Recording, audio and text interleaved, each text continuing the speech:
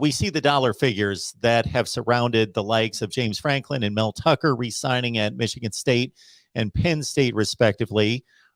There's a lot of speculation regarding money, and we see the figures knowing that 8 million to 9.5 million is about that upper echelon range of college football coaches. But this is a situation where there was no speculation leading into USC hiring Lincoln Riley. So Lincoln Riley was making $7.6 million per year at Oklahoma, but we really can only guess at this point what the stipulation of the contract agreement is.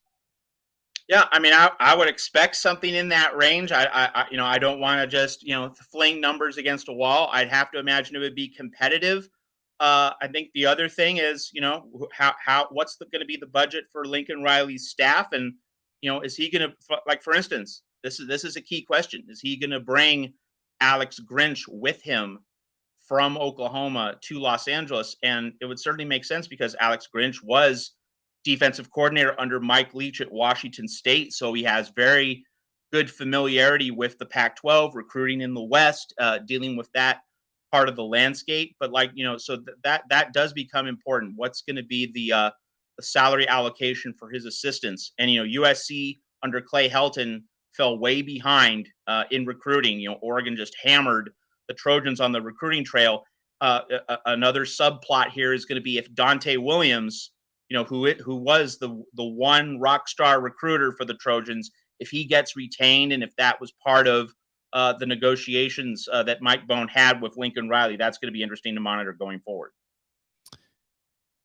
Matt Zemek's on the line with us to talk USC and this blockbuster story, one of the biggest of the year in college football. Lincoln Riley leaving Oklahoma to go to USC. And, of course, Lincoln Riley has had Oklahoma in the playoffs as a Big 12 champion, New Year's Six bowl bid last season, and just losing 37-33 decision in the Big 12 finale in Bedlam against Oklahoma State on the road last night. And now he opts for USC.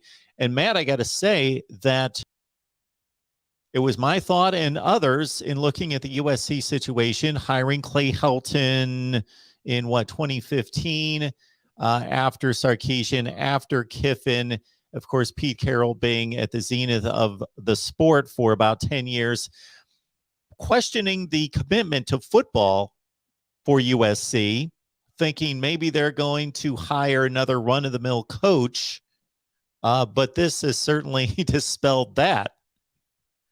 Yeah, and it really points to Mike Bohn. And, we've had conversations, Mark, about how, USC's decade of misery since Pete Carroll left, you can chalk it up to the bad succession of athletic directors. Mike Garrett, then Pat Hayden, then Lynn Swann. Now, what do all three of those guys have in common? They were all USC guys. They were all players at USC. They were all, internal hires, all part of the good old boy network at the school. And so Mike Bohn, an outsider, he's a Boulder guy, so he's familiar with the West, but not an insider at USC. He was hired from the outside, so he didn't have those blinders on. He didn't have those kind of cushy connections, which it was more important to get someone who could schmooze well with people around the school. No, he had a more national perspective. That was very clear from this process, and so. Mike Bohn was a mystery in terms of making a hire of this magnitude. Now, he hired Luke Fickell, but that was at Cincinnati. Just you can't compare the University of Cincinnati to USC in terms of like the pressure, the expectations, the weight, the enormity of a hire. Like this was his defining hire, not just at USC, but as an athletic director, as a college sports administrator, and he knew it. Like he's been around the block. He's not a young guy, and so he knew what the stakes were, and this just shows that having a good athletic director. I mean, and Mike Bohn had already made some decisions which were really good, but they weren't in football. Like he hired Lindsey Gottlieb, who was an assistant with the Cleveland Cavaliers. She made the Final Four at Cal in 2013. Like that was a really splashy women's basketball hire no one was expecting, but of course. It's women's basketball. It's not football. But people were certainly unsure of whether Mike Bohn was up to this task, and it was logical to be unsure. And that doesn't necessarily mean that people were expecting Bohn to fail, but we certainly didn't know if he would succeed. Like, that was just up in the air.